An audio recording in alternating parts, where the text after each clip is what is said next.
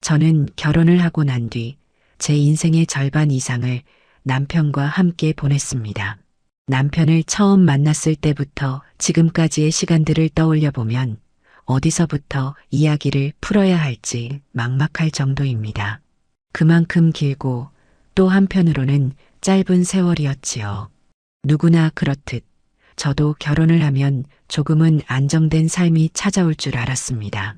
하지만 제 결혼 생활은 평범하면서도 고된 나날들의 연속이었고 동시에 남편이라는 한 사람 때문에 웃을 수 있었던 순간들도 많았습니다. 남편은 처음부터 대단한 사람이 아니었습니다. 좋은 대학을 나온 것도 아니고 돈이 많은 집안 출신도 아니었습니다. 배경도 화려하지 않았고 학벌도 남들 앞에서 자랑할 만큼 좋지는 않았습니다. 그래도 저는 그 사람의 눈을 보면서 이 사람은 평생 나를 힘들게 하지는 않겠구나. 적어도 성실하게 살아갈 사람이라는 믿음을 느꼈습니다. 그 믿음은 결혼 초반에 더욱 강해졌습니다. 우리가 신혼집으로 들어갔을 때만 해도 집은 20년 가까이 된 작은 빌라였습니다. 세월의 때가 군데군데 묻어 있었고 욕실 타일도 몇 군데 금이 가 있었지요. 그래도 그 집에 처음 짐을 들여놓던 날 남편이 제 손을 꼭 붙들고 말했습니다. 하루라도 빨리 돈을 모아서 더 좋은 데로 이사 가자고. 우리 둘이 힘을 합치면 못할 일이 없을 거라고. 그렇게 말하던 남편의 얼굴엔 진심이 가득했습니다. 그때 저는 남편이 가진 진정성을 믿었습니다. 앞으로 어떻게 살아가더라도 이 사람이라면 버틸 수 있겠다는 생각이 들었습니다. 하지만 결혼 초반의 삶은 생각보다 쉽지 않았습니다. 남편은 무역회사에서 말단으로 일하고 있었고 출근 시간보다 훨씬 일찍 집에서 나가곤 했습니다. 저는 그 사람이 아침마다 허겁지겁 나가는 모습을 보면서 늘 마음이 쓰였습니다. 새벽 5시 반이면 벌써 주방불을 켜고 있는 제 모습이 낯설지 않을 정도였습니다. 기운이라도 차려야 한다며 된장국을 데우고 밥을 푸고 반찬을 꺼내 놓으면 남편은 늘 고맙다고 말하며 몇 숟가락 대충 떠넣고 서둘러 나갔습니다. 출근할 때 남편의 뒷모습을 보면 늘 잡초처럼 억세게 살아야 하는 사람이구나. 그런 생각이 절로 들었습니다. 한 번도 쉬운 길을 걸어온 적 없었던 사람. 그래도 누구보다 부지런하고 성실했던 사람. 그런 남편을 보면서 저는 힘들어도 버텼습니다. 남편은 회사에서 칭찬이 많은 사람이었습니다. 상사에게는 성실한 직원으로, 동료들에게는 은근히 의지할 수 있는 사람으로 알려져 있었습니다. 제가 집안일과 아이 돌보느라 정신없는 시간에도 남편은 한 번도 투정 섞인 말을 하지 않았습니다. 오히려 고맙다고 본인이 집 밖에서 정신없이 일하는 동안 제가 집을 잘 지켜줘서 고맙다며 늘 미안함을 먼저 내비쳤습니다. 그런 남편의 마음 씀씀이를 보면서 저는 더욱 남편에게 마음을 기울였습니다. 남편이라는 사람을 더 믿고 더 감싸고 더 함께하려고 노력했습니다. 그렇게 하루하루가 흘러가며 우리는 어느새 두 아이의 부모가 되어 있었습니다. 남편은 아이들에게도 좋은 아버지였습니다. 일이 아무리 바빠도 아이들 앞에서는 최대한 밝은 얼굴을 보여주려고 했고 주말이면 아이들과 공원에 나가 공을 차주거나 놀이터에서 그네를 밀어주는 평범한 가장이었습니다. 아이들도 아버지를 참 잘 따랐습니다. 아버지가 집에 들어오는 소리만 들려도 아이들은 언제나 현관으로 뛰어나가 아버지의 다리에 매달리곤 했습니다. 그런 모습을 지켜보는 저는 참 많은 생각이 들었습니다. 아, 우리 남편은 참 좋은 사람이다. 비록 가진 건 많지 않아도 성실하고 아이들에게 사랑을 주고 가정을 지키려고 최선을 다하는 사람이다. 이 사람과 결혼한 건 틀린 선택이 아니었다. 그런 생각을 하루에도 여러 번 했습니다. 물론 남편이 회사에서 인정받기 시작하면서 조금씩 출장도 늘어났습니다. 처음에는 국내 출장이 대부분이었습니다. 지방 공장이나 거래처를 방문하는 정도였지요. 그때만 해도 저는 큰 불안감을 느끼지 않았습니다. 워낙 성실한 사람이라는 걸 알고 있었고 남편이 일 때문에 잠시 집을 비우는 거라고 생각했으니까요. 하지만 시간이 흐르면서 남편의 해외 출장이 잦아졌습니다.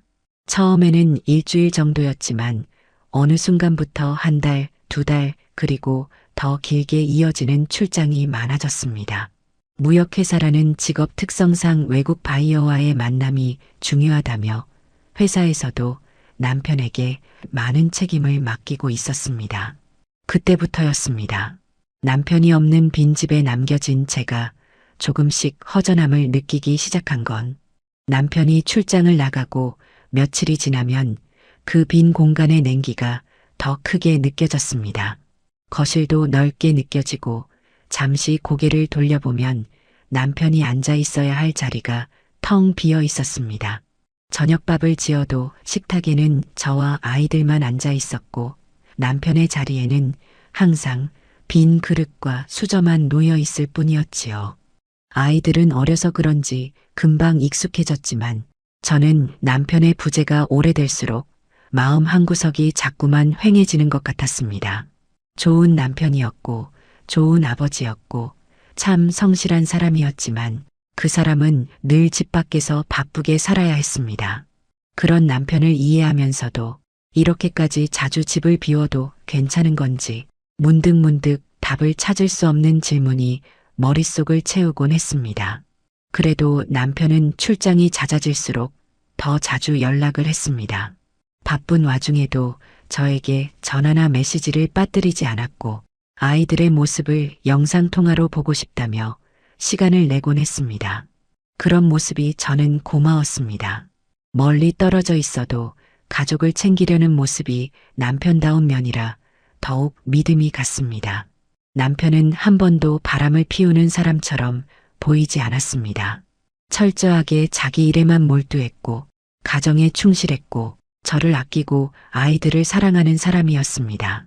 남편이라는 사람이 제 인생에서 가장 단단한 기둥이자 믿음이 가는 한 사람이라고 저는 여전히 믿고 있었습니다.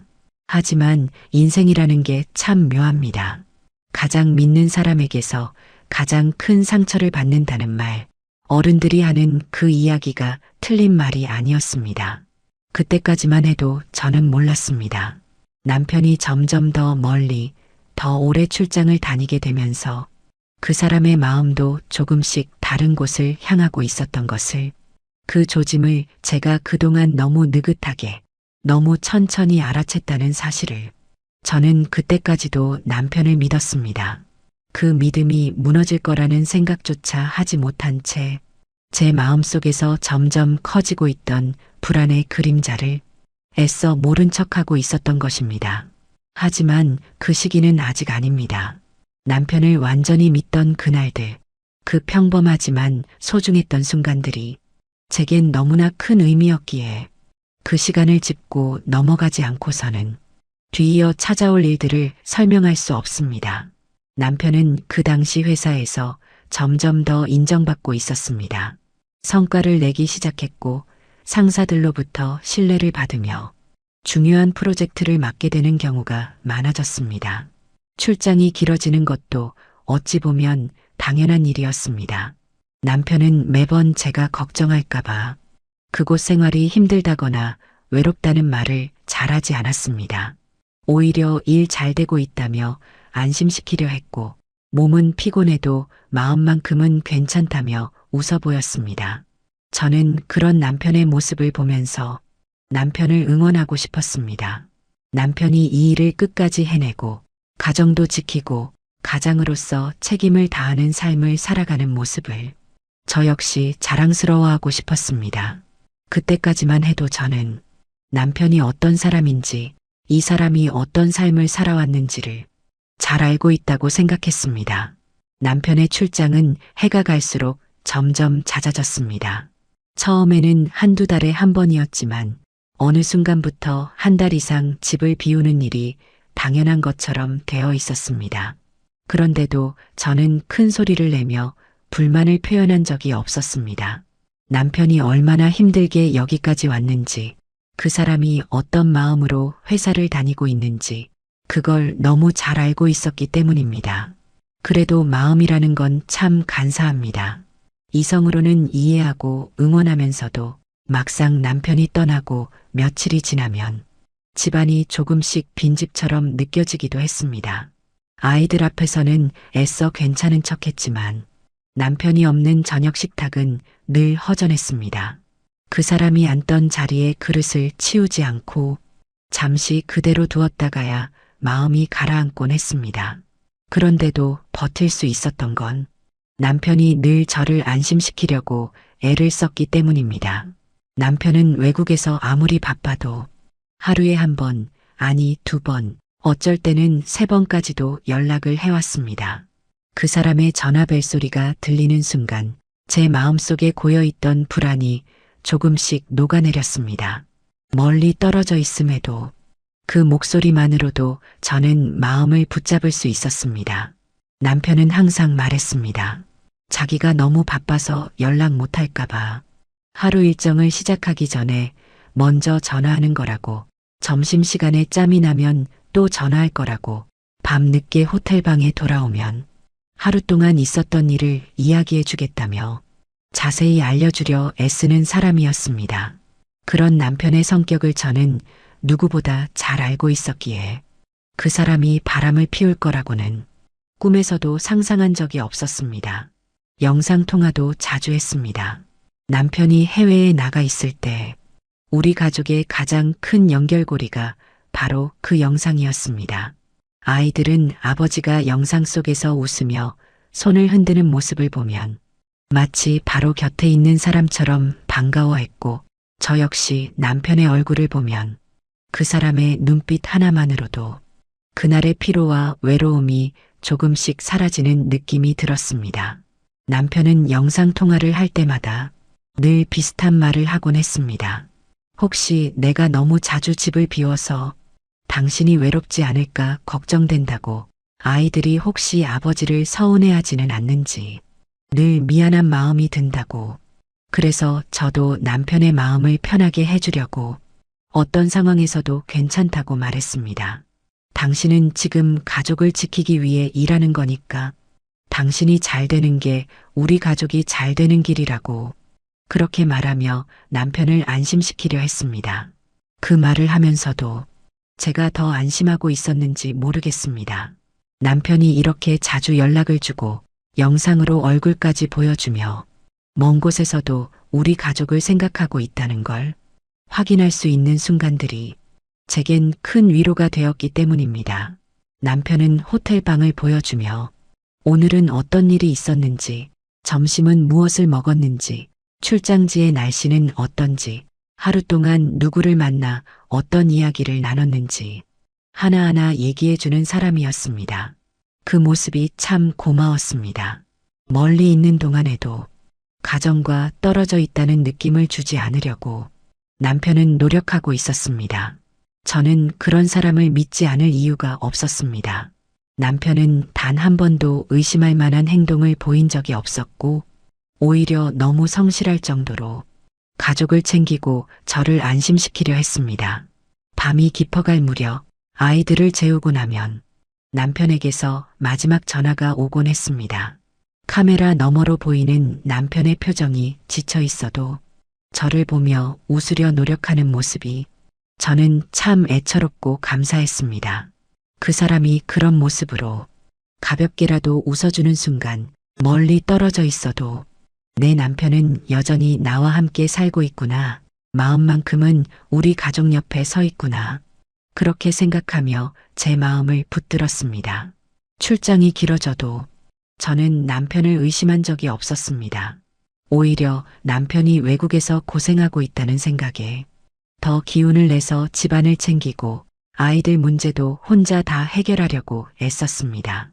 그래야 남편이 부담을 덜고 마음 편하게 일을 잘할 수 있을 거라고 믿었기 때문입니다. 그렇게 몇 년을 반복하다 보니 출장은 어느새 우리 집안의 일상이 되어 있었고, 남편이 해외에 있다는 사실도 이상하지 않은 생활의 한 부분이 되어버렸습니다. 그리고 저는 그 시절을 떠올릴 때마다 가장 먼저 스치는 감정이 섭섭함도 외로움도 아닙니다. 그저 고마움. 남편이라는 사람이 멀리 떨어져 있으면서도 가정을 잊지 않으려고 했던 그 마음이 저에게는 너무 소중하고 값진 것이었습니다. 그때까지만 해도 저는 남편을 온 마음으로 믿었습니다. 그 사람이 어떤 상황에서도 저를 실망시키지 않을 거라고 생각했습니다. 그리고 그 믿음 위에서 저는 제 모든 일상을 조용히 묵직하게 남편에게 기대며 살아가고 있었습니다. 남편의 출장이 계속 이어지던 어느 시기부터였습니다. 정확히 언제라고 콕 집어 말하기는 어렵지만 지금 돌이켜 생각해보면 그 변화는 아주 작은 틈처럼 조용히 스며들었습니다. 처음에는 늘 하던 영상통화가 조금 늦어지기 시작했습니다. 평소라면 늦은 저녁이라도 꼭 전화를 하던 사람이었는데 어쩔 때는 연락이 오지 않다가 다음날 아침에야 간단한 문자 하나를 남기는 날도 생겼습니다. 저는 그때마다 스스로에게 말했습니다. 출장이 길어지니 바빠진 거겠지. 현지 일정이 바뀌었겠지. 새로운 거래처와 만나느라 늦어졌을 거라고 합리적으로 생각하려고 애썼습니다. 하지만 마음이라는 건 이성이 헤아리지 못하는 방법으로 먼저 반응을 합니다. 몸은 익숙하게 집안일을 하고 있었지만 마음 한구석은 조금씩 서늘해졌습니다. 그 사람이 늘 하던 것들을 잠시 멈춘다는 것만으로도 저는 알 수 없는 허전함을 느꼈습니다. 그러던 날이었습니다. 아이들을 재우고 난 뒤 남편에게 전화를 걸었는데 평소처럼 바로 받지 않았습니다. 저는 잠시 기다렸습니다. 하지만 5번을 넘겨도 연락이 닿지 않았습니다. 그제야 마음속에서 작은 파문이 일었습니다. 평소라면 남편은 통화를 못 받으면 곧장 메시지를 보내 지금 회의 중이라든지 금방 연락하겠다는 말을 남기곤 했습니다. 그런데 그날은 아무 말도 없었습니다. 저는 한참 기다리다 결국 스스로 침대에 누워 천장을 바라보았습니다. 그 적막한 시간 속에서 문득 남편이 왜 이렇게까지 연락을 못 받는 걸까 생각이 꼬리를 물었습니다. 다음 날 아침 남편에게 먼저 연락이 왔습니다. 굉장히 피곤한 목소리였습니다. 회의가 너무 늦게 끝났다며 출장지 사무실에서 중요한 자료를 검토하느라 하루 종일 정신이 없었다고 했습니다. 호텔에 들어오니 너무 피곤해서 그대로 잠들어 버렸다고 말했습니다. 남편의 말투에서 어느 정도 진심이 느껴졌습니다. 저는 그 말을 들으며 서운함을 최대한 드러내지 않으려 했습니다. 그 사람이 힘들다는 걸 아니까 차마 불만을 크게 말할 수 없었습니다. 그래도 솔직히 말하면 그날 밤 저는 나도 모르게 작은 서운함을 흘려버리고 말았습니다. 남편은 그 기색을 느낀 건지 말끝을 조금 더 부드럽게 이어갔습니다.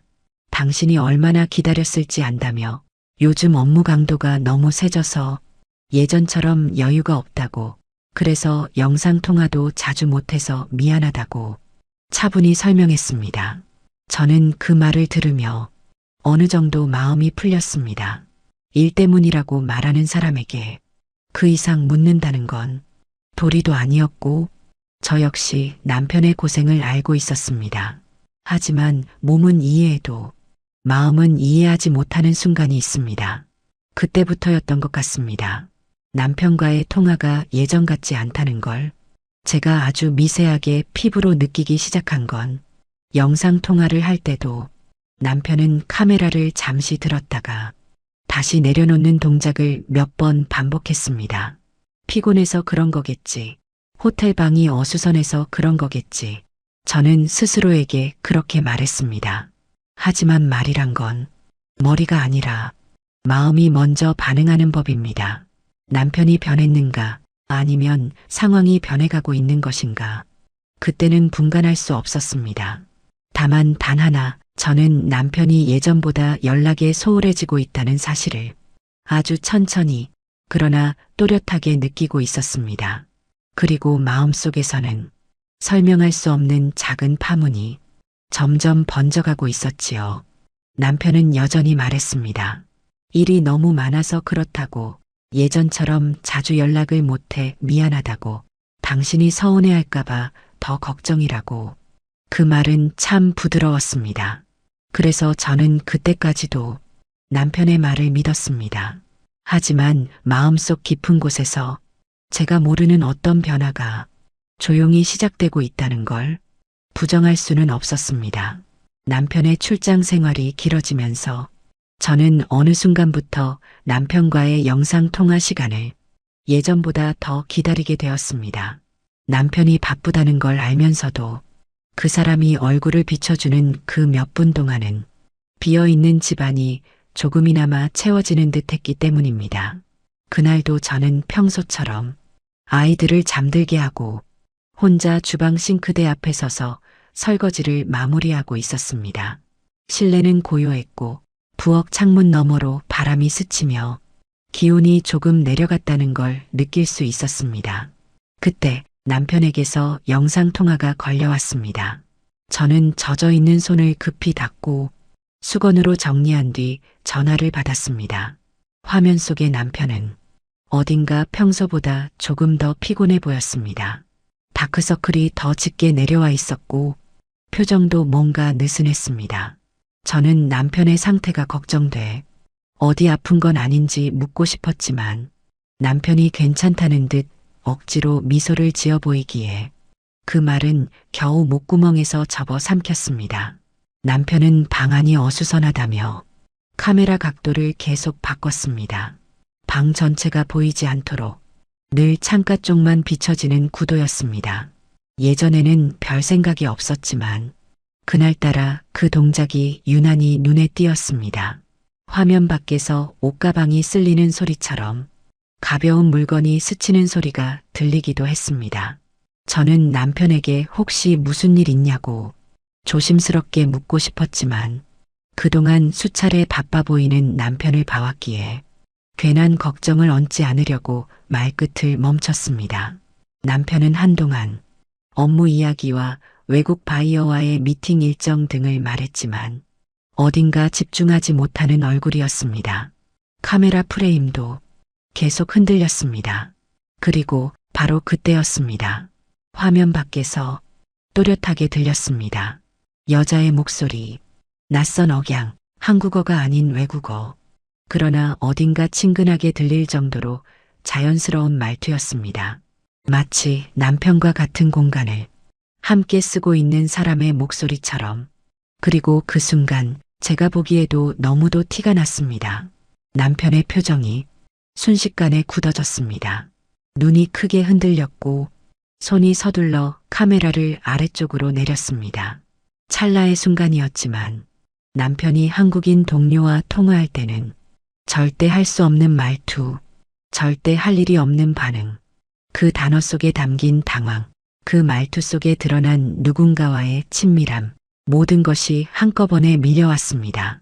남편은 당황한 듯 카메라를 급히 손으로 가렸습니다. 그러고는 아무 말도 하지 않은 채 영상통화를 끊었습니다. 저는 핸드폰을 손에 쥔 채 주방 한가운데 서 있었습니다. 식탁 위에는 아직 온기가 남아있는 물컵 하나가 놓여 있었고 아까까지 따뜻하게 느껴졌던 집 안 공기가 갑자기 차갑게 식어 있었습니다. 무슨 일이 일어난 건지 그 순간 저는 정리할 수 없었습니다. 하지만 단 하나 아주 선명하게 느낄 수 있었습니다. 제가 몇 년 동안 믿어온 그 모든 신뢰가 조용히 아주 가늘게 금이 가기 시작했다는 것을. 아무리 일 때문에 바쁘다고 해도, 아무리 업무로 정신이 없다 해도 지금의 남편은 분명 예전과 달랐습니다. 그 변화는 느린 속도로 그러나 분명히 제 마음속을 파고들기 시작했습니다. 그리고 저는 그때 처음으로 남편을 향한 의심이라는 감정이 제 가슴속 깊은 곳에서 막 태동하기 시작하는 걸 느꼈습니다. 그날 이후 제 마음속에서 무엇인가가 조용히 흔들리기 시작했습니다. 처음에는 그저 순간적인 착각일 거라고, 피곤해서 오해했을 거라고 억지로 스스로를 달래보려 했습니다. 하지만 사람의 감정이라는 것은 마음대로 조절한다고 해서 가라앉아 주는 것이 아니었습니다. 밤이 깊어지고 집안이 조용해질 때면 그날 영상 통화에서 들렸던 낯선 여자의 목소리가 머릿속에서 끝없이 반복되었습니다. 그 목소리는 분명 화면 저편 남편이 있는 그 공간 속에서 자연스럽게 울렸습니다. 그 공기와 붙어 있는 사람의 목소리였습니다. 남편이 전화를 끊었던 그 순간 저는 남편의 얼굴이 순식간에 변해버린 걸 보았습니다. 그 표정은 누군가에게 방해받았을 때의 당황이 아니라 숨기던 게 드러난 사람의 두려움처럼 보였습니다. 하지만 저는 그 장면을 인정하고 싶지 않았습니다. 남편이라는 사람을 그렇게 쉽게 의심할 수 없었습니다. 그날 밤 저는 침대에 누웠지만 마음은 누울 자리를 찾지 못했습니다. 두 눈만 껌뻑이며 천장을 바라보고 있었고 머릿속은 끝없이 떠오르는 장면들로 복잡해지기만 했습니다.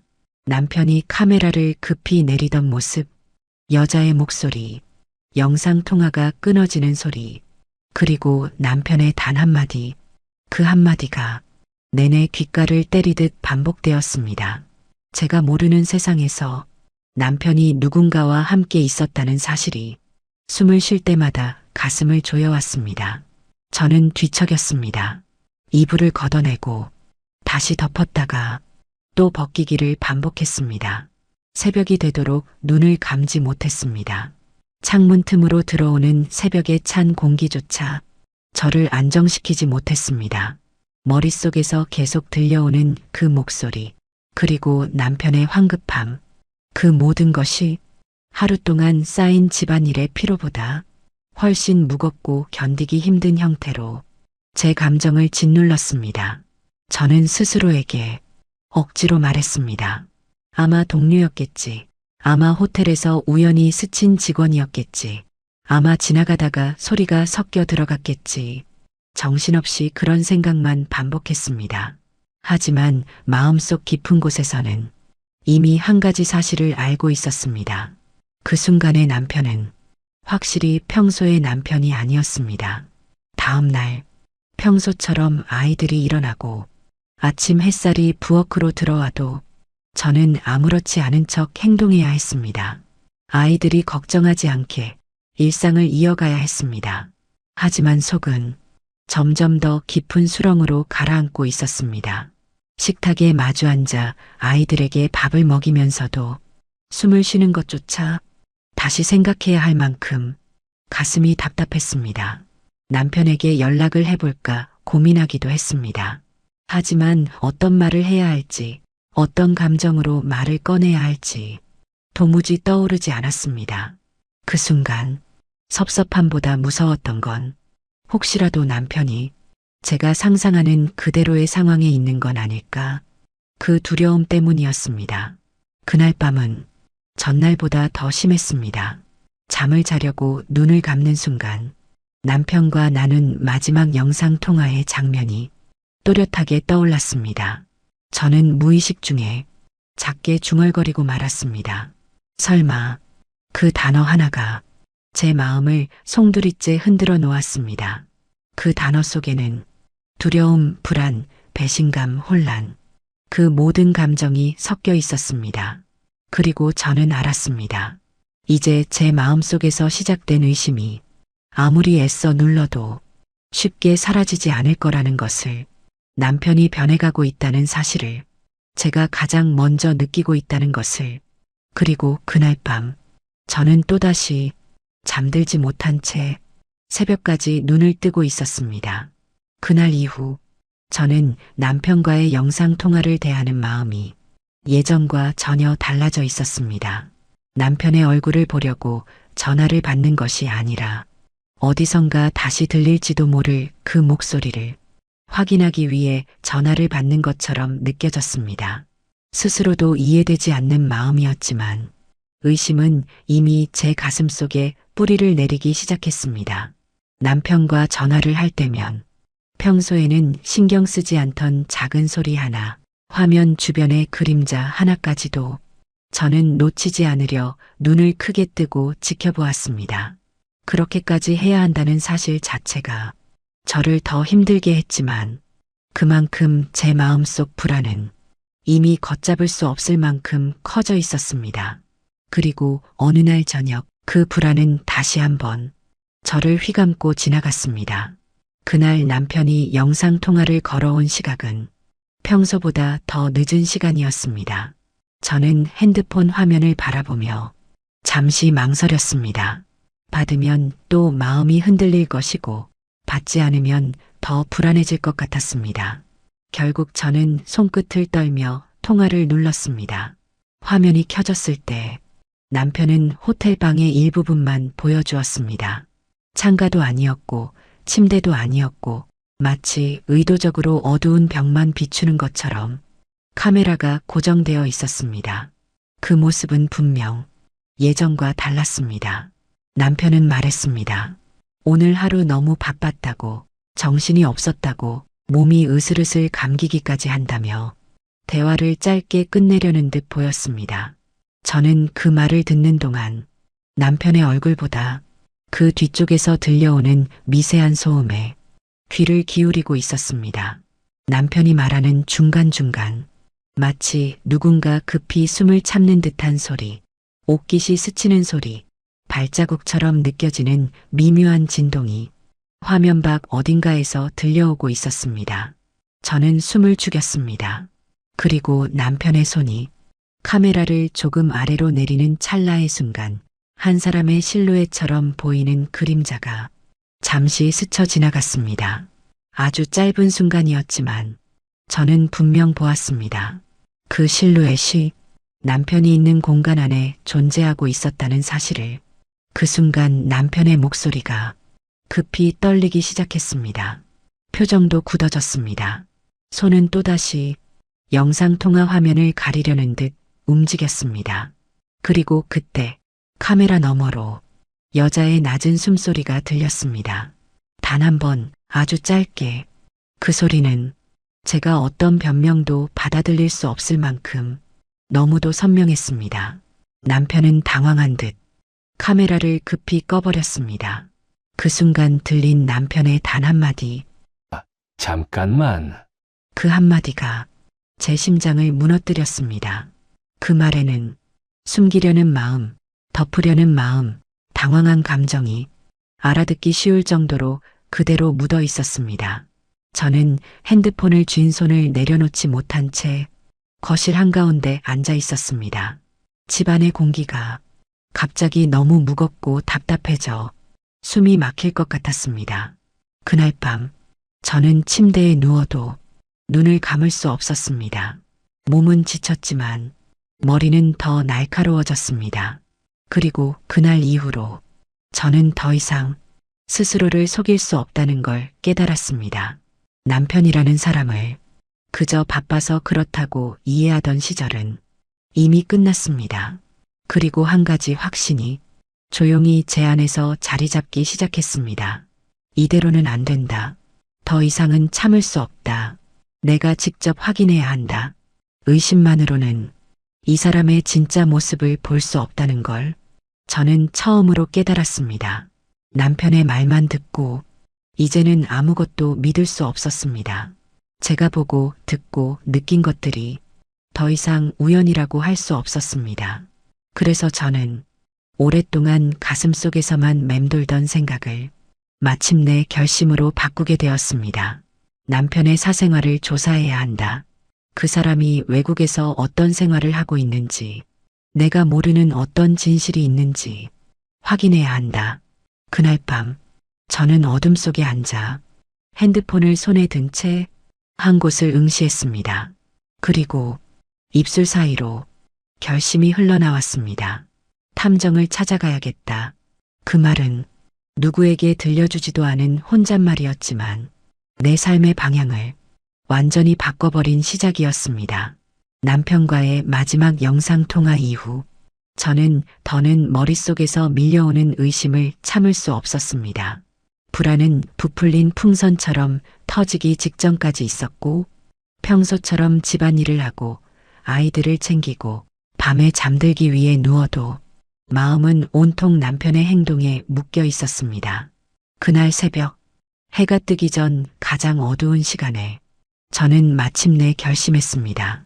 확인해야 한다는 생각이 이제는 의무처럼 다가왔습니다.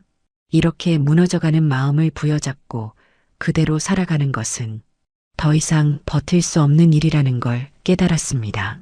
남편이 외국에서 어떤 삶을 살고 있는지, 제가 모르는 진실이 무엇인지 확인하지 않으면 제 마음은 끝없이 흔들릴 것 같았습니다. 아침이 밝자마자 저는 가까운 탐정업체를 찾아 인터넷으로 검색했습니다. 시설이 좋은 곳, 평판이 좋은 곳, 그리고 무엇보다 외국 관련 조사가 가능한 업체를 여러 번 확인해가며 찾았습니다. 손끝은 떨리고 있었지만 그 떨림보다 마음속 다짐이 더 강했습니다. 업체의 문을 열고 들어갈 때 제 입술은 바짝 말라 있었습니다. 사무실 내부는 조용했고 책상에 앉아 있는 한 중년 남성이 저를 보며 조용히 일어서 인사를 했습니다.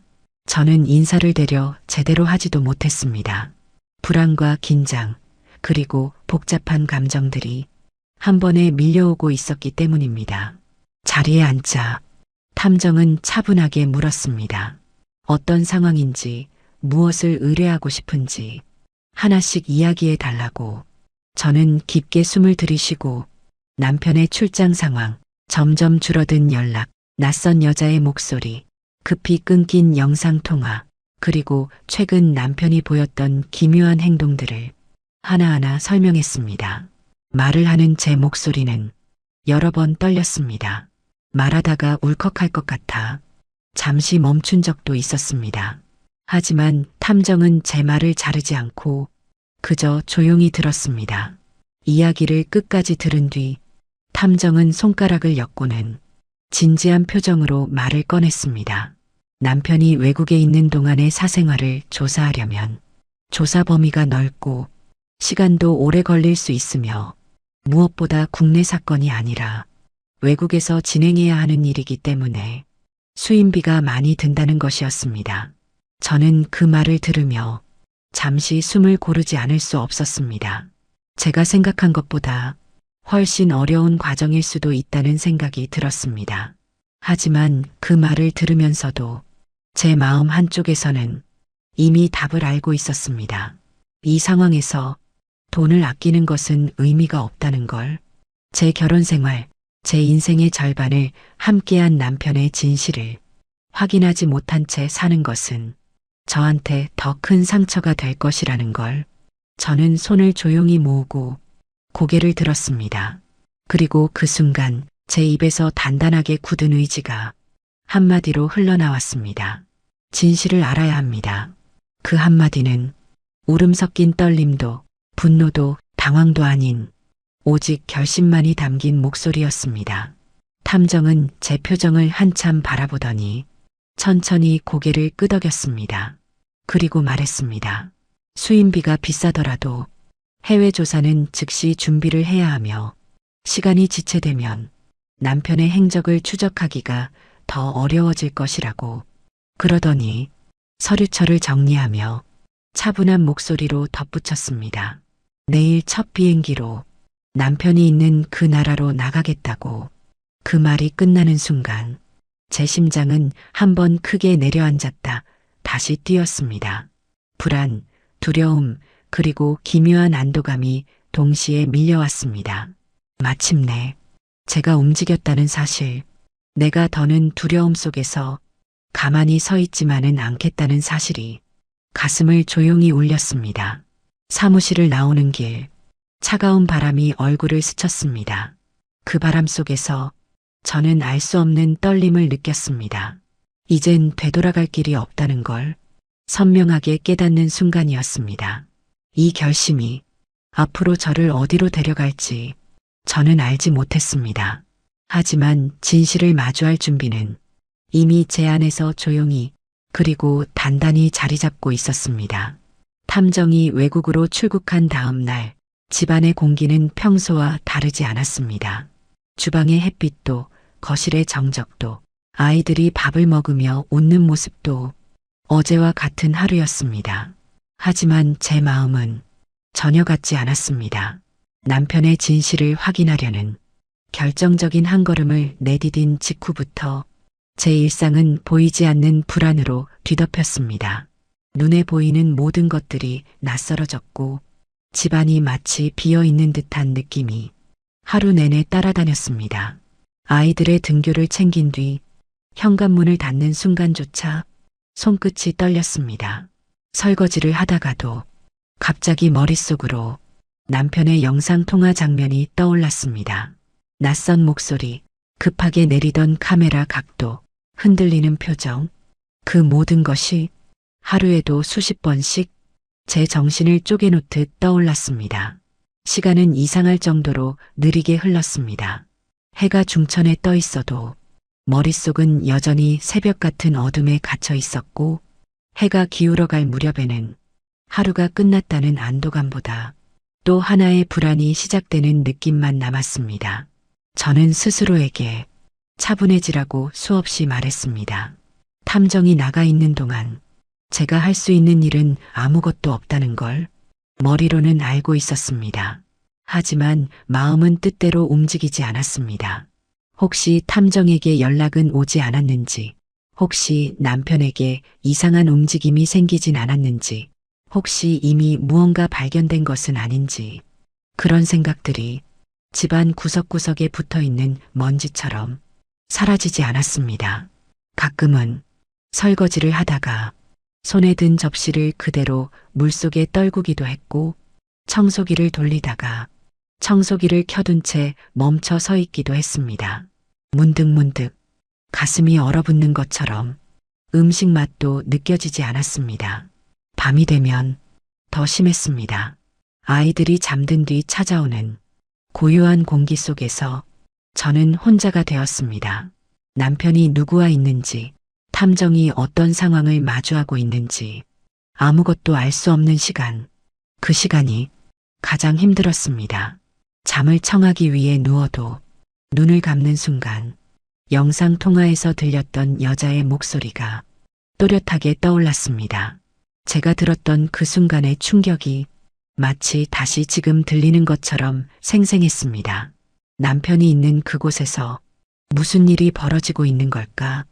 탐정은 지금 어디에 있을까? 그것만 생각하면 잠은 점점 멀어졌습니다.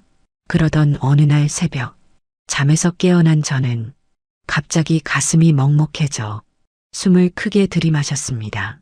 피부 위로 식은땀이 맺혀 있는 게 느껴졌습니다. 그 순간 저는 제 입에서 무의식적으로 새어나오는 한마디를 막을 수 없었습니다. 제발 아니었으면. 그 한마디는 희망인지 두려움인지 혹은 이미 알고 있는 진실을 부정하고 싶은 마음인지 스스로도 알 수 없었습니다. 그 말 한마디가 저 자신이 느끼는 가장 절박한 감정이었습니다. 그날 이후로 시간은 흐르지 않고 멈춰 있는 것처럼 느껴졌습니다. 아침 햇살은 더 이상 따뜻하지 않았고 저녁 바람도 싸늘하게만 느껴졌습니다. 탐정에게서 연락이 오지 않는 하루하루는 그 자체가 고통이었습니다. 가끔은 창가에 서서 바깥을 하염없이 바라보다가 문득 제 인생의 방향이 이곳에서 완전히 꺾여버릴지도 모른다는 예감 같은 것이 몸속을 파고들기도 했습니다. 그러나 후회는 없었습니다. 남편의 진실을 확인해야 한다는 결심은 이미 제 삶을 움직이는 유일한 동력이 되어 있었습니다. 그리고 저는 그 결심을 붙들고 하루하루를 견디고 있었습니다. 탐정이 출국한 뒤 정확히 한 달이 흘렀습니다. 달력 한 장을 넘기는 시간은 평소라면 아무 의미 없는 하루의 반복이었겠지만 그 한 달은 제 인생에서 가장 길고 가장 어두운 시간이었습니다. 탐정에게서 몇 번 연락이 왔지만 그 연락은 늘 짧았습니다.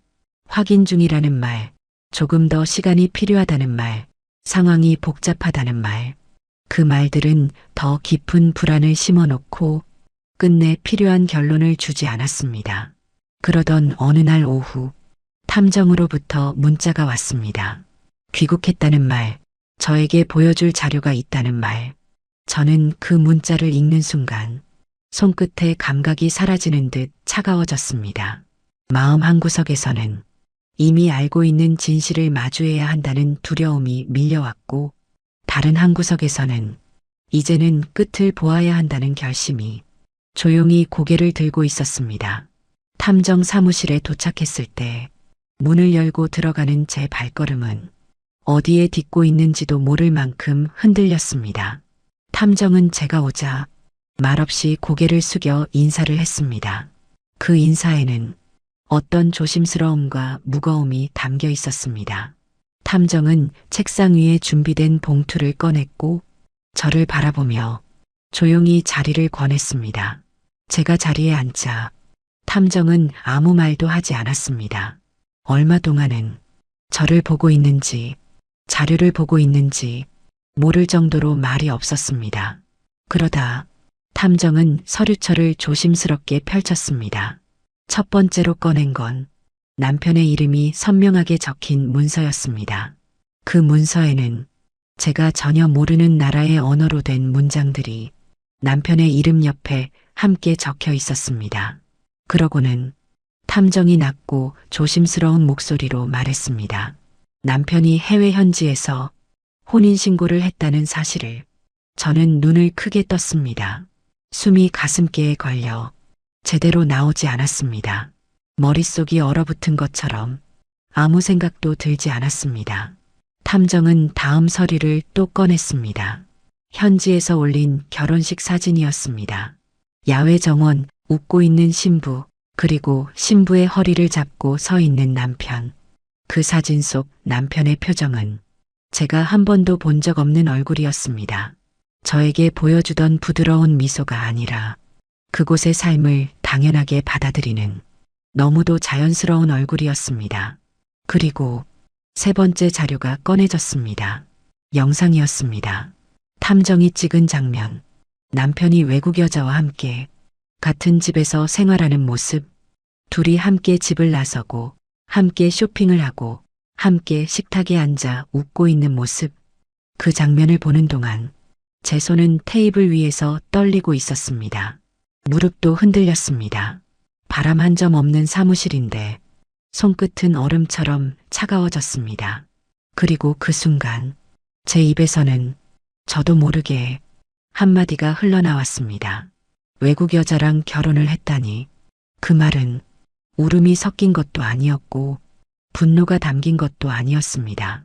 그저 절망과 체념, 그리고 남편이 서 있던 자리에 저는 더 이상 존재하지 않았다는 사실을 깨닫는 순간의 목소리였습니다. 탐정은 말을 잇지 않았습니다. 위로도 하지 않았습니다. 그저 제 앞에 펼쳐진 증거들이 무엇을 의미하는지 묵묵히 보여주고 있을 뿐이었습니다. 저는 사진과 영상에서 한 번도 본 적 없는 남편의 표정을 바라보았습니다. 그 얼굴에는 제가 아는 남편의 그림자가 단 하나도 남아있지 않았습니다. 서류철을 덮는 탐정의 손끝을 보며 저는 마침내 깨달았습니다. 제가 의심했던 것들은 착각이나 오해가 아니라는 것을. 남편은 제가 모르는 또 하나의 삶을 아주 오래전부터 다른 사람과 함께 살아오고 있었다는 것을. 그 사실이 가슴을 갈라놓는 듯 아팠습니다. 숨을 쉬는 것조차 어려웠습니다. 내가 알고 있던 남편이라는 사람이 더 이상 존재하지 않는다는 걸 깨닫는 순간 저는 그 자리에서 온몸이 무너져 내리는 듯 했습니다. 자료를 모두 확인한 뒤 저는 자리에서 꼼짝할 수 없었습니다. 손끝은 저릿저릿했고 가슴은 안에서 짓눌리는 듯 답답했습니다. 숨을 깊이 들이쉬면 이 모든 장면이 거짓처럼 사라질 것 같아서 무언가 붙잡고 싶었지만 손에 잡히는 것이 아무것도 없었습니다. 테이블 위에 놓인 사진들은 남편과 다른 여자, 결혼식, 함께 웃으며 맞잡은 손, 함께 사는 집의 내부, 그들의 일상, 그 모든 것이 제게는 날카로운 조각처럼 느껴졌습니다. 이건 꿈일 거라는 생각을 억지로라도 하고 싶었지만 눈을 감는 순간에도 사진 속 남편의 표정이 그대로 떠올라 제 마음을 더 잔인하게 흔들었습니다.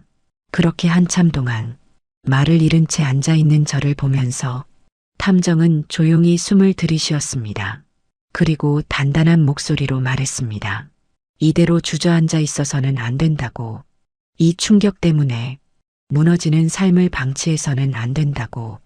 탐정은 제가 계속 사진을 바라보며 정신을 놓고 있는 듯한 모습을 지켜보다 결국 의자를 끌어 제 앞에 앉았습니다.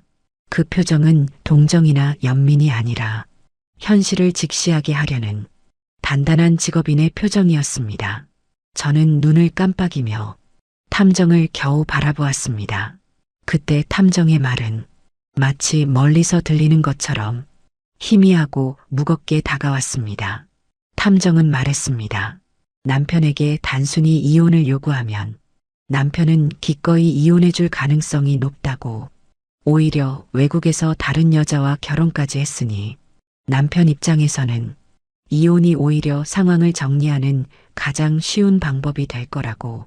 그러나 문제는 그냥 이혼으로 끝내면 아내인 제가 아무것도 얻지 못한다는 사실이었습니다. 남편은 이미 새로운 생활을 시작했기 때문에 가족으로서의 책임을 지지 않고 손쉽게 빠져나갈 가능성이 크다는 것. 탐정은 고개를 숙여 서류처를 정리하며 조심스럽지만 확실한 말투로 이어갔습니다.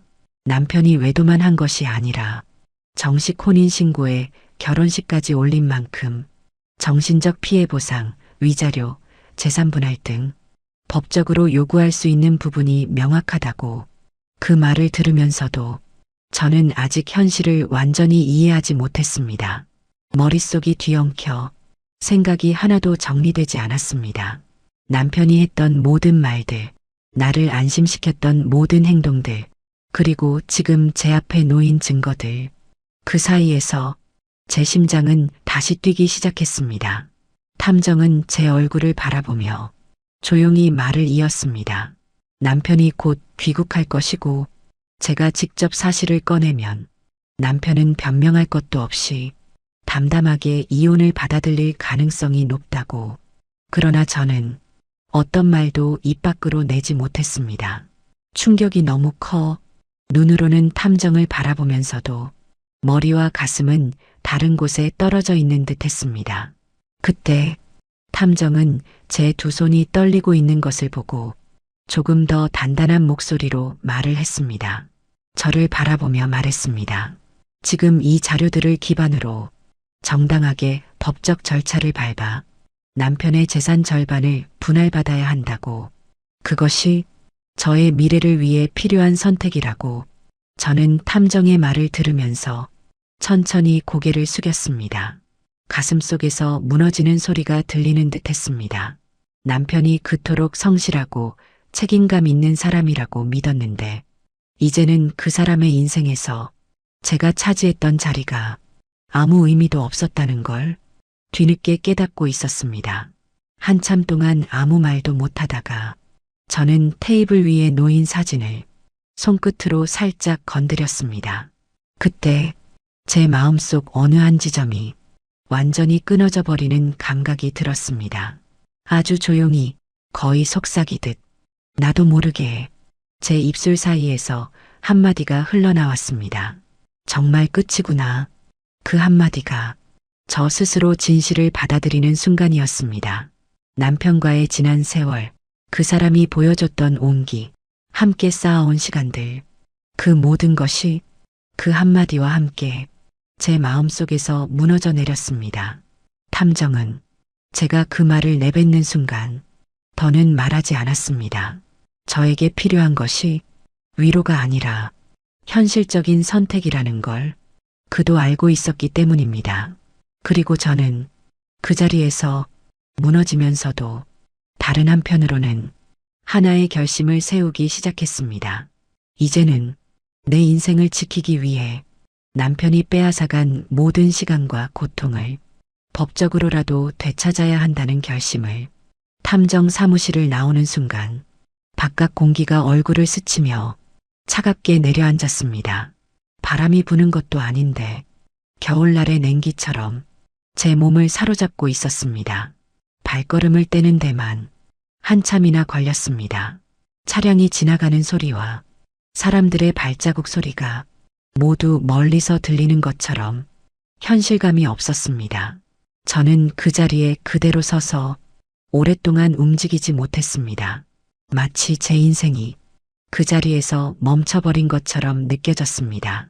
하지만 어느 순간 제 마음 깊은 곳에서 작은 움직임이 일었습니다.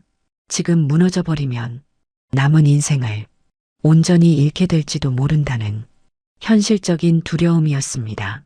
남편이 어떤 삶을 살고 있었든 이제 제가 해야 할 일은 그 사람의 잘못으로 인해 제 인생까지 무너지는 것을 막는 것이란 걸 조금씩 깨닫기 시작했습니다. 충격과 배신감이 몸을 가누지 못하게 했지만 그 밑바닥에는 살아야 한다는 의지가 있었고 그 의지가 저를 다시 일으켜 세우고 있었습니다. 저는 천천히 호흡을 가다듬었습니다. 떨리던 손끝을 쥐어보며 한 걸음씩 걸었습니다. 그리고 결국 스스로 결심했습니다. 이제는 남편을 고소해야 한다고, 그 사람의 잘못을 법 앞에 세워야 한다고, 그래야 제가 남은 인생을 살아갈 수 있다고. 그 결심은 대단히 강한 외침이 아니라 뼛속 깊은 곳에서 조용히 올라오는 목소리였습니다. 흔들리고 무너진 마음 사이로 겨우 자리 잡힌 한 조각의 의지. 하지만 그 의지가 저를 움직이게 하는 유일한 힘이었습니다. 다음 날 저는 변호사 사무실을 찾아갔습니다.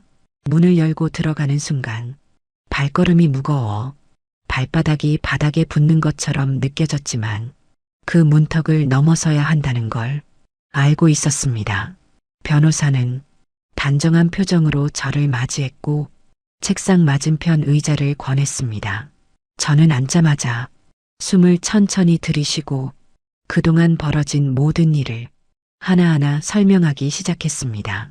남편의 영상통화, 낯선 여자의 목소리, 급히 끊겼던 전화, 연락이 뜸해진 이유, 그리고 탐정이 가져온 혼인신고 서류와 결혼식 사진, 함께 살고 있는 생활 영상까지.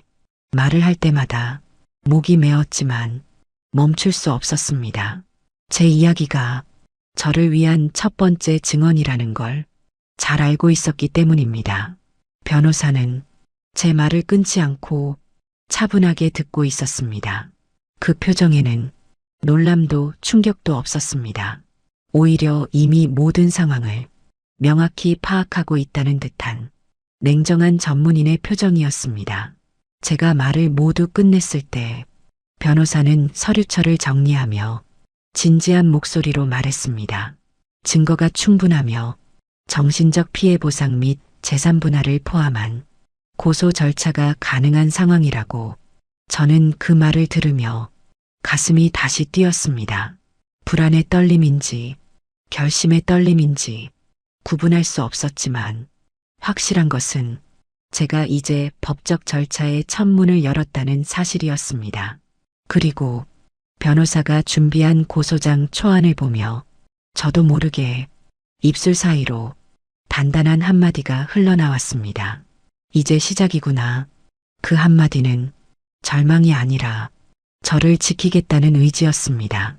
변호사는 서류를 제 앞으로 내밀며 서명을 요청했습니다. 그 서명은 남편과의 지난 세월을 정리하는 문장이자 제가 앞으로 살아갈 삶을 위한 첫 번째 선택이었습니다. 펜을 쥔 손이 떨렸지만 저는 결국 서류에 이름을 적었습니다. 그 순간 제 안의 모든 감정이 서서히 새로운 방향으로 움직이기 시작했습니다. 이제는 남편의 잘못이 아니라 제가 살아갈 인생을 위해 움직일 차례였습니다. 고소장이 접수되고 나서 저는 일상 속에서 작은 떨림을 느끼며 살고 있었습니다. 변호사에게서 전달받는 서류들은 하나하나 제 마음을 꿰뚫는 것 같았고 법적 절차가 본격적으로 시작될수록 긴장과 두려움이 함께 밀려왔습니다. 그러나 그 두려움 속에서도 되돌아갈 수 없는 길을 이미 건너왔다는 사실만은 분명하게 알고 있었습니다. 며칠 뒤 남편이 외국에서 급하게 귀국했다는 연락이 변호사를 통해 들어왔습니다. 남편이 어떤 표정으로 어떤 상황에서 그 연락을 들었을지 상상해 보려 했지만 이제는 그 사람의 감정에 제 마음을 할애할 부분이 더는 남아있지 않았습니다. 그리고 그날 오후 현관 초인종이 울렸습니다. 저는 소리에 놀라 잠시 손을 멈추었습니다. 문 너머에서 들리는 발소리는 낯설지 않은 무게를 가지고 있었습니다. 문을 열자 남편이 서 있었습니다.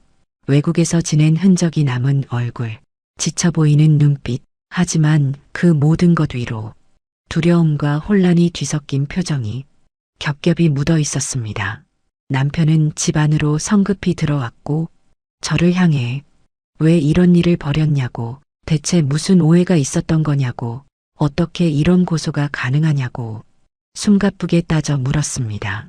그 사람의 목소리는 억울함과 당황함을 담고 있었지만 저에게는 그 모든 말들이 숨을 헐떡이는 공허한 소리처럼만 들렸습니다.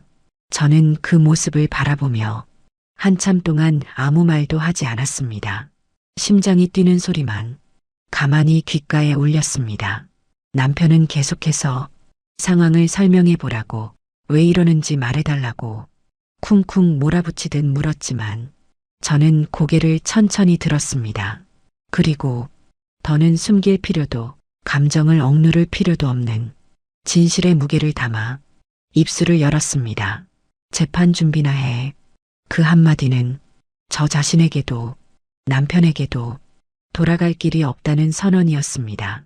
남편은 그 말을 듣는 순간 입술을 굳게 닫았습니다. 숨을 들이쉬는 가슴이 크게 들썩였고 눈동자가 흔들렸습니다. 마치 무언가를 말하려 했지만 말을 잃은 사람처럼 입을 떼지 못했습니다.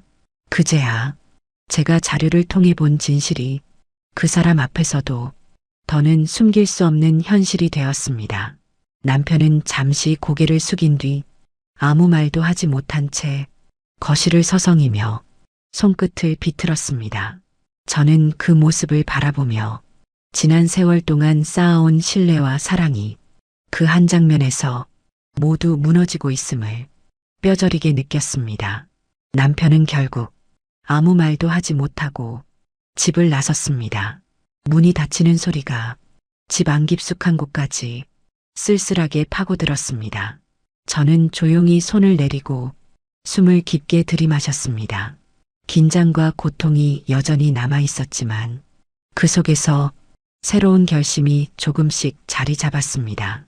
이제는 남편의 감정이나 상황이 아니라 제 삶을 위해 제가 해야 할 일을 끝까지 해내야 한다는 결심이. 재판이 열리던 날 법원 건물은 평소와 다름없이 분주했지만 저에게는 다른 세계처럼 느껴졌습니다. 두 발이 바닥에 닿는 감각조차 희미했고 가슴은 천천히 가라앉는 돌처럼 무겁게 내려앉아 있었습니다. 제가 법정에 들어서자 앞쪽에 앉아 있는 남편이 보였습니다. 그 사람은 외국에서의 삶이 어느 순간 끊겨 이곳 한국의 법정으로 끌려온 듯한 어색하고 경직된 표정을 하고 있었습니다. 남편의 눈빛은 저를 향한 미안함도 억울함도 분노도 아닌 설명할 수 없는 공허함을 담고 있었습니다. 아마도 제 앞에서조차 이미 말할 수 있는 것이 아무것도 남아있지 않았기 때문일 것입니다. 재판이 시작되자 판사는 탐정이 확보한 자료들을 하나씩 확인했습니다. 혼인신고 서류, 결혼식 사진, 함께 사는 영상, 두 사람이 자연스럽게 생활하는 모습까지 모두가 법정 스크린에 반복해서 펼쳐졌습니다. 영상이 재생될 때마다 저의 심장은 점점 더 무겁게 내려앉았지만 이제는 쓰러지지 않았습니다. 제가 이 자리에 선 이유가 명확했기 때문입니다. 변호사는 조목조목 증거를 제시했고 판사는 그 자료들을 빠짐없이 확인하며 남편을 향해 물었습니다. 왜 이런 상황이 벌어졌는지, 해외에서 혼인신고를 한 이유가 무엇인지, 여기 있는 여성과 어떤 관계인지, 그리고 왜 배우자에게 이 모든 사실을 숨겼는지, 법정 안의 공기가 눈에 보일 만큼 무거워졌습니다. 하지만 남편은 입을 열지 못했습니다. 입술을 떨기도 하고 무언가를 말하려는 듯 숨을 들이쉬기도 했지만 결국 아무 말도 하지 못했습니다. 아무런 변명도 해명도 설명할 수 있는 단어 하나도 남편은 입 밖으로 내놓지 못했습니다. 그 침묵은 어떤 말보다 확실한 그 사람의 잘못을 인정하는 시간이었습니다. 판사는 한참 동안 남편을 바라보다 천천히 고개를 숙여 서류를 정리했습니다. 그리고 판결문을 펼쳤습니다. 그 순간 법정 안의 모든 소리가 저 멀리 흐려지듯 사라졌습니다. 오직 판사가 읽는 목소리만이 법정 안을 묵직하게 채웠습니다. 판사는 말했습니다. 남편의 외도, 이중 혼인 행위, 정신적 피해와 혼인 파탄 책임을 고려할 때 위자료와 재산 분할은 최대한도로 인정해야 한다고. 그리고 그 순간이 왔습니다. 남편의 재산 절반을 제게 분할할 것, 그리고 부부관계를 정식으로 해소할 것을. 판사의 목소리가 마치 돌이 바닥에 떨어지는 듯 조용하지만 단단하게 내려앉았습니다. 그 판결을 들은 바로 그 순간 제 입에서는 저도 모르게 작게 그러나 분명한 한마디가 흘러나왔습니다. 이제 끝이구나. 그 말은 남편과의 결혼이 끝났다는 말만이 아니었습니다. 오랜 시간 저를 짓누르고 있던 불안과 의심, 배신과 혼란, 모든 감정이 한꺼풀씩 벗겨져 나가는 순간이기도 했습니다. 남편은 그 판결을 듣고도 고개를 들지 못했습니다. 법정 바닥만 바라보며 움직이지도 못한 채 그 자리에 얼어붙어 있었습니다. 저는 조용히 일어나 법정을 걸어 나왔습니다. 문이 닫히는 소리가 제 지난 세월의 끝을 알려주는 듯 낮지만 깊게 울렸습니다. 하지만 그 소리 뒤에는 작고 미약하지만 새로 시작되는 삶의 기척이 아주 천천히 제 안에 스며들고 있었습니다. 판결이 내려진 다음 날 저는 집안의 공기를 천천히 정리하고 있었습니다. 어제까지는 법정의 냉기가 마음 구석구석 남아 있었지만 오늘만큼은 그 공기를 조금이라도 밀어내기 위해 창문을 열어 바람을 들였습니다. 바람은 차갑지도 따뜻하지도 않았습니다. 그저 조용히 들어와 집안에 쌓여있던 오래된 그림자를 천천히 밀어내는 듯 했습니다. 저는 남편의 흔적이 남아있는 물건들을 하나씩 바라보며 이제는 이것들이 제가 짊어져야 할 짐이 아니라는 걸 스스로에게 되뇌었습니다. 그때 현관 초인종이 울렸습니다. 한 번, 또 한 번 조급하게 울리는 소리는 마치 누군가가 문을 붙잡고 흔드는 듯 불안하게 울렸습니다. 문 앞에 서 있었던 사람은 남편이었습니다. 어제보다 훨씬 초췌해진 얼굴, 눈가에는 깊은 주름과 피로가 깃들어 있었고 손끝은 덜덜 떨리고 있었습니다. 남편은 문이 열리자마자 저를 향해 다가오려 했습니다. 입을 열었지만 말이 제대로 나오지 않는 듯 목소리가 떨렸습니다. 무릎을 꿇었습니다. 바닥에 두 손을 짚고 마치 모든 것을 잃은 사람처럼 거칠게 숨을 몰아쉬며 저에게 간청했습니다. 재판에서 아무 말도 못하고 모든 걸 잃어버린 뒤 그 사람에게 남은 건 부끄러움과 두려움뿐이었습니다. 그리고 그 감정들이 지금 제 앞에서 형체를 갖고 무너져 내려 있었습니다. 남편의 눈동자는 흔들렸고 입술은 닫혔다 열렸다를 반복하며 마지막으로 붙잡을 말들을 겨우 찾아내려는 듯 했습니다. 하지만 그 모습이 제 마음을 흔들지는 않았습니다. 이미 너무 많은 것이 부서졌고 이미 너무 늦었습니다. 남편의 목소리가 숨이 섞인 채로 겨우 하나의 단어를 만들어냈습니다. 제발. 다시는 듣고 싶지 않았던 단어. 하지만 언젠가 한때는 누구보다 간절히 믿었던 사람의 목소리였습니다. 그 말이 부서진 조각처럼 흩어지며 집안의 공기를 스쳤습니다. 저는 그 순간 더는 미련도 동정도 슬픔도 느끼지 않았습니다. 그저 끝난 것은 끝났다는 사실만이 조용히 마음의 자리를 틀었습니다. 저는 문 안쪽으로 들어가 남편의 남아있던 짐들을 하나씩 들었습니다. 옷가방, 서류들, 지갑에 끼워두었던 오래된 사진, 집안 여기저기에 남아있던 작은 흔적들. 그 모든 것을 조용히 단단하게 문 밖으로 내던졌습니다. 한번 바닥에 떨어지는 소리가 울리고 남편은 그 소리에 움찔했지만 저는 멈추지 않았습니다. 짐이 전부 문 밖에 쌓였을 때 저는 현관문을 잡고 남편을 향해 마지막으로 단 한마디를 남겼습니다. 다시는 오지 마. 그 한마디는 울음도 분노도 떨림도 없는 단단한 목소리였습니다. 남편의 눈은 크게 흔들렸습니다. 하지만 그 흔들림은 더 이상 제게 아무런 의미도 없었습니다. 저는 문을 닫았습니다. 문이 닫히는 둔탁한 소리가 이 집안에 남아있던 모든 과거를 완전히 잘라내는 듯 했습니다. 그리고 그 순간 집안의 공기가 조금씩 다시 제자리로 돌아오고 있었습니다. 문을 닫은 뒤 집안에는 오래된 침묵만 남았습니다. 남편의 짐이 사라진 자리에는 기묘한 허전함이 바람처럼 흘렀습니다. 아무도 없는 거실, 쓰다 남은 찻잔, 걸어둘 사람이 없는 빈 옷걸이, 그 모든 것이 저에게는 마음을 후벼 파는 빈틈처럼 느껴졌습니다.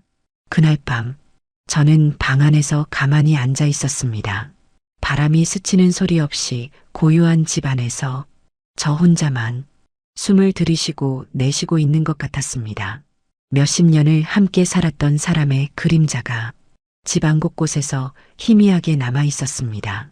버릇처럼 걸어가던 자리를 지나갈 때마다 남편의 발걸음 소리가 어딘가에 박혀 있는 듯했고 주방의 의자를 밀 때도 어색한 공기가 가슴을 짓눌렀습니다. 이혼은 문장 하나만으로 끝나는 일이 아니었습니다. 판사가 내린 한 줄의 결정이 하루아침에 제 삶의 반을 도려내 간 것처럼 그 빈자리의 무게가 하루 종일 저를 붙잡았습니다. 저는 창문을 바라보며 한참 동안 서 있었습니다. 바깥에는 불빛이 흐르고 사람들의 하루가 이어지고 있었지만 저는 그 불빛과 저 사이에 두꺼운 벽이 세워진 것처럼 느껴졌습니다. 밤이 깊어지면 불안은 더 또렷하게 모습을 드러냈습니다. 앞으로 어떻게 살아가야 할지, 남편 없이 혼자서 노년을 어떻게 견뎌야 할지 저도 모르게 생각이 꼬리를 물었습니다. 무엇보다 제 자신이 너무 작고 약하게 느껴졌습니다. 마치 긴 터널 속에 혼자 서 있는 것처럼 앞도 보이지 않고 뒤도 보이지 않는 곳에 있는 듯 했습니다. 새벽녘, 저는 거실 소파에 앉아 어둠 속에서 천천히 손을 모았습니다. 몸은 지쳤고 가슴은 서늘했고 눈가에는 말하지 못한 감정들이 고여 있었습니다. 그리고 그 순간 제 마음속 어디선가 작고 가느다란 목소리가 조용히 올라왔습니다. 살아야지. 그 한마디는 우울 속에서 올라온 희미한 희망이었습니다.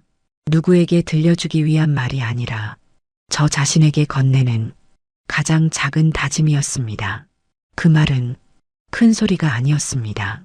떨리는 목소리에 가까웠지만 그만큼 진짜 제 마음 깊은 곳에서 나온 말이었습니다. 저는 천천히 일어나 창문을 열었습니다. 차가운 바람이 들어오며 집안에 남아있던 오래된 냄새와 남편의 잔향을 조금씩 밀어냈습니다. 혼자라는 두려움은 사라지지 않았습니다.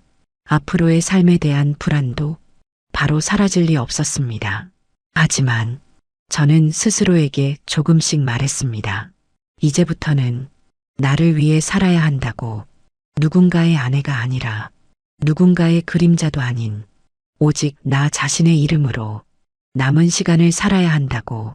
아직은 흔들리고 아직은 무너져 있지만 그 속에서 조금씩 바로 서는 마음이 있었습니다.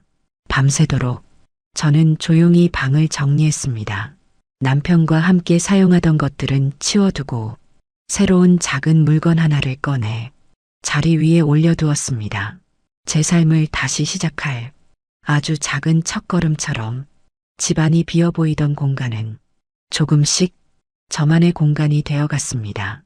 그리고 저는 마침내 조용히 다시 숨을 들이마셨습니다.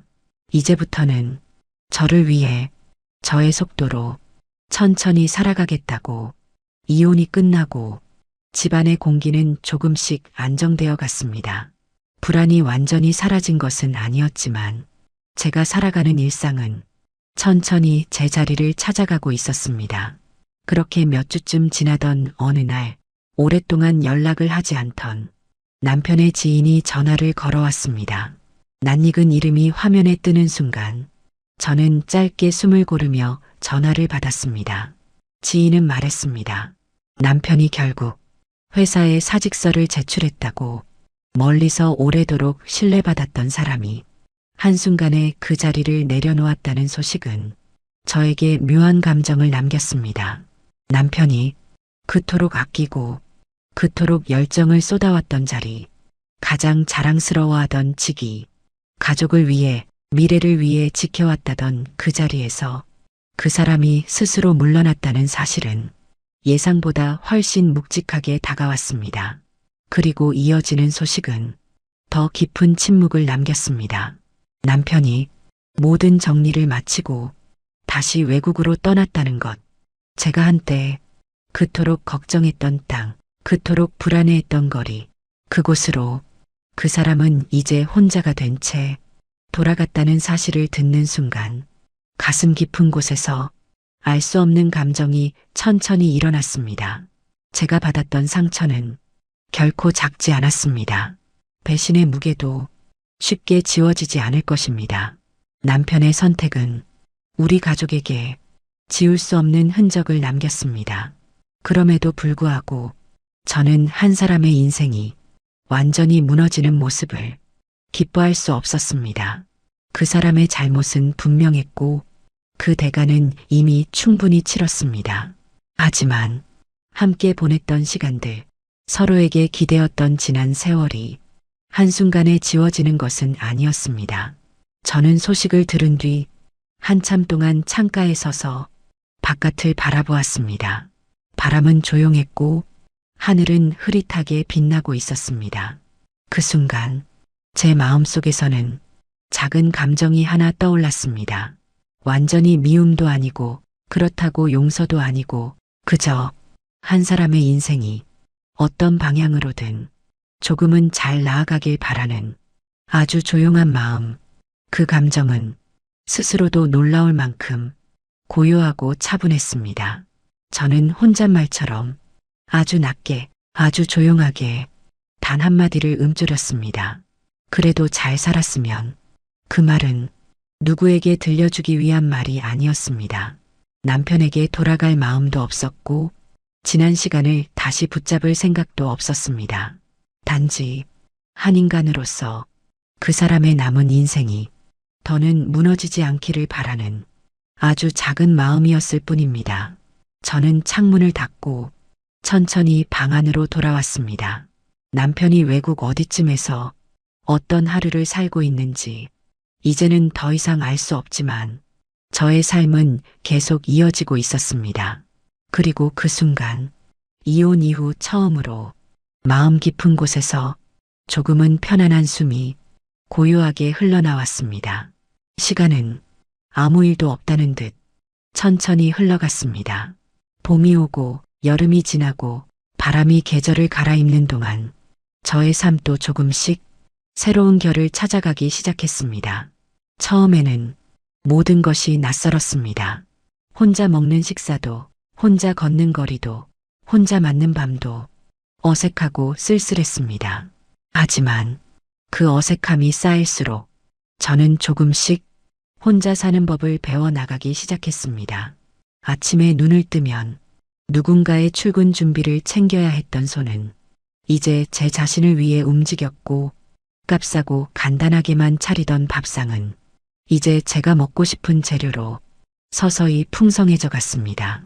저는 오랫동안 방치했던 취미들도 다시 꺼내 들었습니다. 젊었을 때 좋아했던 작은 꽃 화분을 다시 기르고 늘 미루기만 했던 책을 하나씩 읽기 시작했습니다. 빈 시간이 많아지자 그 시간을 어떻게 채울지 스스로 고민하며 제 삶을 직접 디자인해 갔습니다. 혼자서 걷는 산책길은 처음엔 외로움이 따라붙었지만 어느 순간부터는 혼자만의 생각을 정리하는 소중한 시간이 되었습니다. 바람 스치는 소리, 낙엽 밟는 소리, 멀리서 들리는 사람들의 웃음소리가 저의 빈 마음을 천천히 채워주었습니다. 그러던 어느 날 저는 문득 오래전부터 마음속 깊이 눌러놓았던 생각을 조심스럽게 다시 꺼냈습니다. 여행, 결혼 이후 가족을 챙기느라 단 한 번도 저 혼자만을 위해 떠난 적이 없던 길, 그 길을 다시 걸어보고 싶다는 생각이 저를 조용히 끌어당겼습니다. 처음 선택한 여행지는 멀지 않은 바닷가 도시였습니다. 짐을 싸는 동안 가슴이 두근거렸습니다.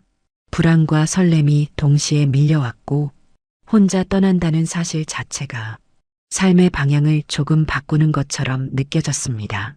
여행지에 도착했을 때 바닷바람은 부드러웠고 파도 소리는 마음의 깊은 곳에 쌓인 먼지를 씻어내리듯 잔잔하게 들려왔습니다.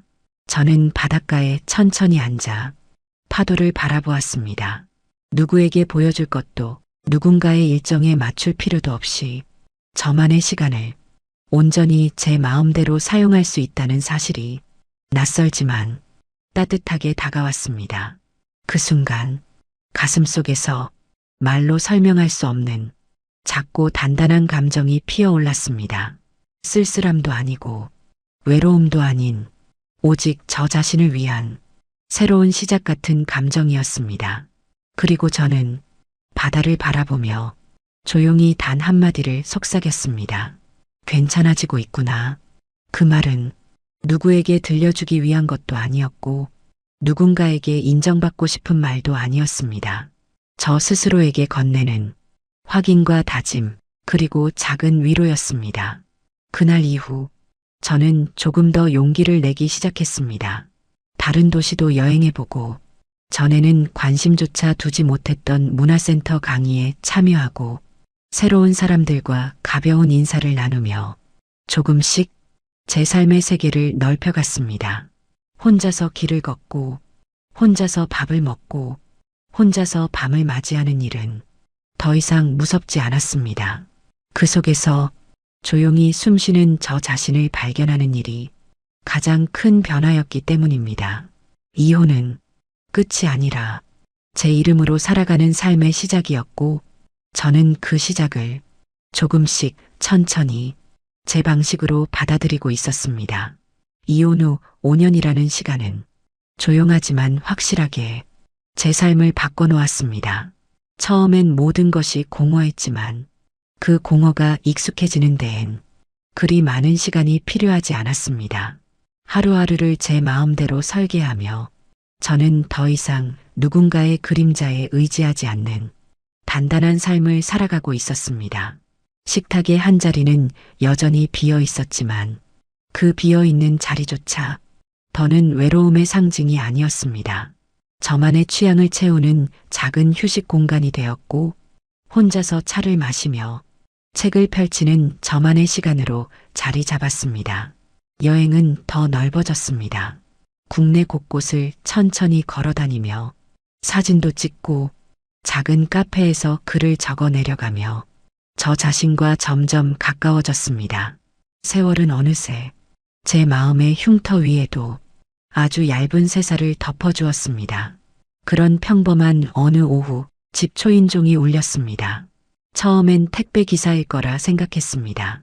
아무렇지 않게 문으로 향했지만 문을 열고 마주친 얼굴을 보는 순간 심장이 아주 조용하게 멈췄다가 서서히 다시 뛰기 시작했습니다. 그곳에는 5년 전의 남편이 더 늙고 더 지쳐버린 얼굴로 서 있었습니다. 5년은 제게는 회복의 시간이었다면 그 사람에게는 붕괴의 시간이었던 듯 했습니다. 볼살은 빠지고 눈동자에는 깊은 그림자와 피로가 내려앉아 있었으며 고개는 예전보다 훨씬 더 낮게 숙여져 있었습니다. 남편은 제 앞에 서서 숨을 들이쉬었다 내쉬는 것조차 힘겨운 듯 조심스럽게 입을 열었습니다. 자신이 해외에서 결혼했던 그 여자와도 이혼했다고, 새로운 가정도 지키지 못했고 지금은 돌아갈 곳도 기댈 사람도 남아있지 않다고, 그리고 5년 전처럼 또다시 저에게 돌아오고 싶다고 말했습니다. 그 말은 바람에 휘날릴 정도로 약했고 진심인지 혼란 속에서 나오는 말인지 알 수 없었습니다. 저는 한동안 아무 말도 하지 않았습니다. 남편의 얼굴을 바라보며 한때는 내 인생의 전부라 믿었던 사람의 쇠약해진 모습을 조용히 마주했습니다. 그러나 마음은 조금도 흔들리지 않았습니다. 이미 너무 많은 것을 지나왔고 너무 많은 상처를 견뎌냈으며 그 상처를 이겨내며 저만의 삶을 되찾았기 때문입니다. 그 사람의 과거가 지금의 저를 다시 끌어당길 만큼 저는 더 이상 어제의 제가 아니었습니다. 남편의 눈동자가 마지막 기대를 품고 저를 바라보고 있을 때 저는 짧게 숨을 내쉬고 부드럽지만 단단한 목소리로 한마디를 남겼습니다. 나는 이제 돌아가지 않아요. 그 한마디는 5년이라는 시간이 만들어낸 저의 가장 확실한 결론이었습니다. 남편은 그 말 한마디에 입술을 닫고 아무 말도 하지 못했습니다.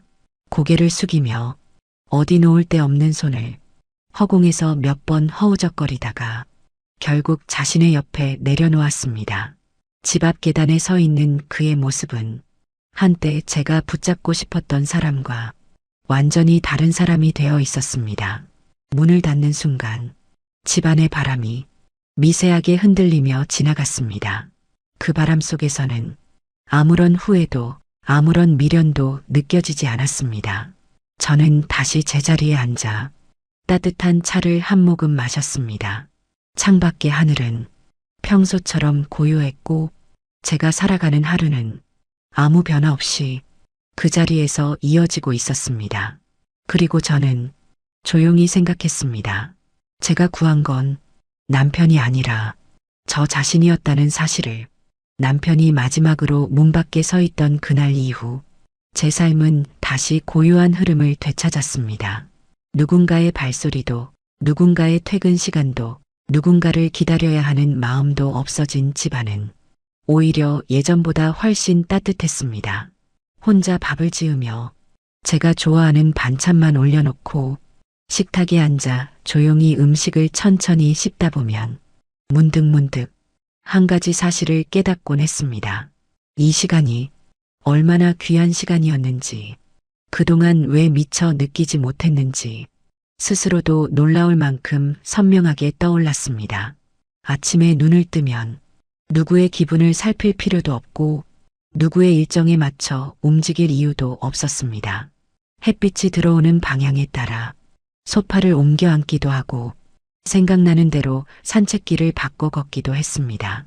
이 작은 자유들이 얼마나 큰 행복인지 혼자가 되어 보니 비로소 알게 되었습니다. 집 안 어디에도 억지로 참아내야 했던 감정은 없고 상처를 덮기 위해 급하게 다른 무언가를 붙잡을 필요도 없었습니다. 혼자인데도 집안은 텅 비어 있지 않았습니다. 오히려 제가 좋아하는 것들로, 제가 선택한 것들로 차분하게 채워져 갔습니다. 여행 가방을 들고 집을 나서는 순간 더는 누구의 눈치를 볼 필요 없다는 사실이 나를 가볍게 만들어 주었고, 바닷가에 앉아 조용히 파도를 바라볼 때면 이제야 제 인생이 제 속도로 흘러가고 있다는 것을 가슴 깊이 느낄 수 있었습니다. 그리고 어느 날 차를 한 모금 마시며 창가에 앉아 있을 때 가슴 속에서 아주 고요한 따뜻함이 올라왔습니다. 혼자라는 사실이 더는 쓸쓸함이 아니라 제가 가장 편안해지는 형태라는 것을 5년의 시간은 저에게 천천히 그러나 확실하게 알려주었습니다. 생각해보면 이런 삶이 이렇게 행복할 줄 정말 몰랐습니다. 왜 이렇게 단순하고 조용한 행복을 그토록 늦게야 깨달았는지 스스로에게 조금은 미안해지기도 했습니다. 하지만 이제라도 알게 되었다는 사실이 무엇보다 감사한 일이었습니다. 앞으로 남은 날들은 누구의 그림자 속이 아니라 오직 제 자신으로 살아가는 시간일 것이고 그 시간이 어떤 모습이든 저는 그저 지금처럼 제 다움을 잃지 않은 채 조용히 천천히 행복을 쌓아갈 것입니다. 이제는 혼자인 것이 두렵지 않습니다. 오히려 제 삶에서 가장 편안하고 자연스러운 선택이라는 것을 저는 매일 조금씩 더 확신하고 있습니다.